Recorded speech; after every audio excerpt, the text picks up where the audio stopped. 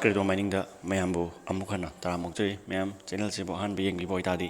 like subscribe share to wira matung tabda amukhana video no thagat pagi mate ko indamak ko mayam video si update si yam kanna piba ngamdre mayam adu gi damak di waro bi yade timing kitang khudong cha da ba atei de kitang family gi problem lei bana tau bani ko mayam waro bi yade ko ada Jadi uprock ki matang da tang haibiro na hai ko ato pasu dum ai update tau sake uprock se samna haibada play store dum phang mane makha da link picture mage dum adom du bonus ai ngon du bonus kitang phang nei da mang ko uprock se uprock te paisa phajana tan be ai ko phajana tan be ta seng ha ga di kamain tan be ai internet speed kangu thu ba kangu da ni ko ina hai da broadband kangu gi ni ko hai se maru oi na broadband kangu gi ni broadband kangu na ta badi yam kana use to be effective oi roi ko sida tham da lupa lising ani lising amagi maya da tan gi haragadi broadband thuri ga thu doi ni ko akhoi broadband da lei dai ne makal khoi lease line da khoi speed yam thu ba khoi business ki khoi leidana adumba khoi 10 mbps 15 mbps sat pa kangu do adumba kangu da na hena effective oi ni ko hariba sigi signal strength pi ni ki device ai phone da ama samme then laptop da ama samme ko akoi this speed chi kan thu bo oi de ko desktop to 5 mbps mung tang oi ba duna yang kan kasu kana de ba minimum 15 16 20 me ada sat laga yam kana doi ne poche ko adu mai geolocation gi lairi ba position gi matung ina score ju lak doi ni ko adu connection da si bo connection laire kholen tak pai wani ko adu ni maru oina sida piri si ko ai device se yango device se fail to loss speed che mining referral adu ayama mining ata ni ko phangi je adu mining je speed che thura ga di yam thu doi ne ba ko aduna yaragadi khoi broadband kangu da speed aroi bi loksan ma kangu do 15 mbps 20 mbps 30 mbps 100 mbps ka pa kangu do adu waragadi si poche yam kana ne ba 100 ka yoragadi tham da lising ani hum ka dum phang ni ko yam laina si this speed ki berais oi nangi speed to mingon da san to ki ba hai tar nangi extra speed myam da mingon da san do ga mingon da yen thokra ga kai hai ni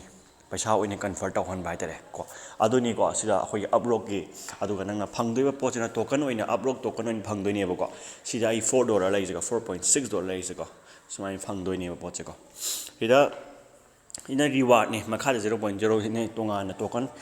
giwi token kain le ko adu gi phangje ba reward ne sina ko hai ba sigi poche kamaina withdraw tau ga da ge hara ka di nangna phantom wallet hapani phantom da ko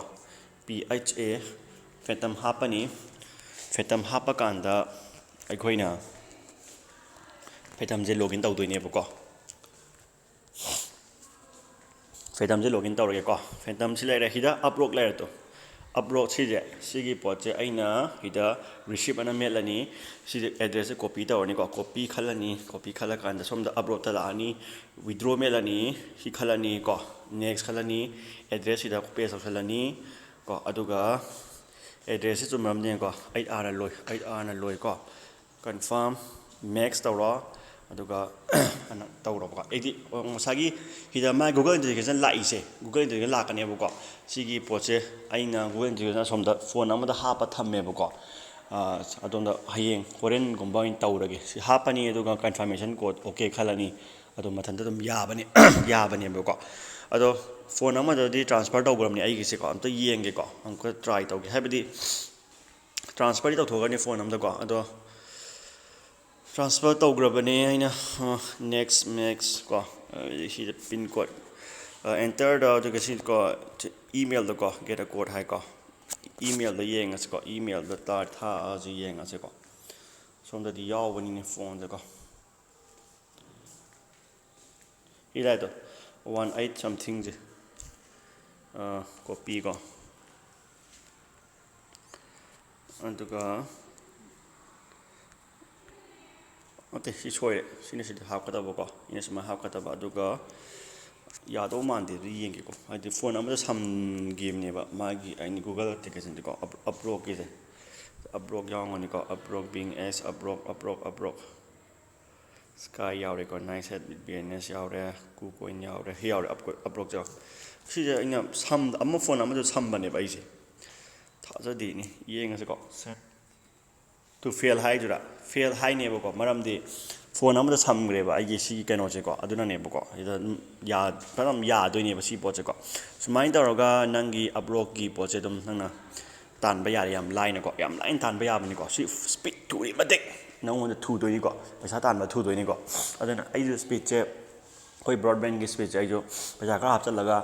100 Mbps 200 Mbpsꯀꯤ ꯇꯥꯏꯞꯇ speed ꯂꯩꯗꯅꯀꯣ ꯑꯗꯨꯝꯕ ꯑꯣꯏꯅ ꯂꯧꯔꯒꯦ ꯇꯧꯕ ꯑꯩꯁꯦ ꯑꯗꯨ ꯑꯣꯏꯔꯒꯗꯤ ꯁꯤꯒꯤ ꯑꯞꯔꯣꯛꯇꯒꯤ ꯂꯨꯄꯥ 1,000,000 ꯂꯥꯛꯑꯗꯤ ꯌꯥꯝ ꯀꯥꯟꯅꯩꯗꯅꯀꯣ ꯑꯗꯨꯃꯥꯏꯅ ꯇꯧꯋꯦ ꯑꯗꯣ ꯃꯌꯥꯝ ꯁꯤ ꯔꯤꯐꯔꯦꯜ ꯂꯤꯡꯛ ꯄꯤꯖꯔꯝꯒꯦ ꯃꯌꯥꯝ ꯂꯤꯡꯛꯇꯨꯗ ꯆꯪꯉꯗꯤ ꯅꯣꯏ ꯕꯣꯅꯁ ꯐꯪꯒꯅꯤ ꯑꯩꯁꯨ ꯈꯤꯇꯪ ꯐꯪꯗꯣꯏꯅꯤꯀꯣ ꯑꯗꯨꯃꯥꯏꯅ ꯇꯧꯔꯒ ꯅꯣꯏ ꯁ꯭ꯄꯤꯠ ꯊꯨꯕ ꯀꯥꯡꯕꯨꯗꯤ ꯁꯤ ꯃꯥꯡꯍꯜꯂꯨꯔꯨꯅꯨꯀꯣ ꯁꯤ ꯀꯩꯝ ꯅꯪꯒꯤ GPU ꯅꯨꯡꯕꯤꯌꯨ ꯇꯧꯗꯣꯏ ꯅꯠꯇꯦꯀꯣ ꯖꯁ ꯅꯪꯒꯤ ꯀꯩꯅꯣꯗꯣ ꯍꯣꯏ GPUꯒꯤ CPUꯒꯤ 1% ꯃꯨꯛꯇ ꯁꯤꯖꯤꯟꯅꯅꯤꯀꯣ ꯑꯗꯨꯒ ꯁꯤꯖꯤꯟꯅꯔꯒ ꯑꯣꯡꯂꯤ ꯃꯣꯁ ꯗꯤꯄꯦꯟꯗꯦꯟ ꯑꯌꯥꯝꯕ ꯏꯟꯇꯔꯅꯦꯠ ꯆꯠꯈꯤꯗꯣꯏꯅꯤ ꯅꯪ ꯖꯤꯑꯣ ꯂꯣꯀꯦꯁꯟꯗꯨꯒ ꯇꯧꯔꯒ ꯃꯦꯛꯁꯤꯃꯝ ꯑꯌꯥꯝꯕꯗ ꯅꯪꯒꯤ ꯁ꯭ꯄꯤꯠꯇ ꯆꯠꯈꯤꯗꯣꯏꯅꯦꯕꯀꯣ ꯑꯗꯨꯃꯥꯏꯅ ꯇꯧꯔꯒ ꯇꯥꯟꯕ ꯌꯥꯏꯀꯣ ꯄꯩꯁꯥꯁꯦ ꯁꯤꯒꯤꯗꯤꯀꯣ ꯃꯌꯥꯝ ꯐꯔꯦ ꯁꯤ ꯂꯣꯏꯁꯤꯟꯖꯔꯒꯦ ꯃꯌꯥꯝ ꯚꯤꯗꯤꯑꯣꯁꯦ ꯁꯕꯁꯀ꯭ꯔꯥꯏꯕ ꯂꯥꯏꯛ ꯁꯤꯌꯔ ꯇꯧꯕꯤꯔꯝꯃꯣ ꯑꯅꯧꯕ ꯚꯤꯗꯤꯑꯣ ꯑꯃ ꯊꯥꯒꯠꯄꯒꯤ ꯃꯇꯦꯡ ꯑꯣꯏꯅ ꯃꯌꯥꯝ ꯊꯦꯡꯛ ꯌꯨ ꯑꯦꯟड ꯒꯨꯗ ꯅꯥꯏꯠ